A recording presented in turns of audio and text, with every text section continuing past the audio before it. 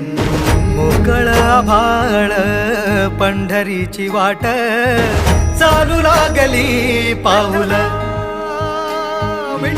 नाम गोड ओठी माऊली माऊली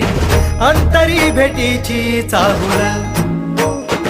निघाली पाऊले दर्शनी ध्यास लागला पंढरी हो यात दाटली माऊली माऊली माऊली माऊली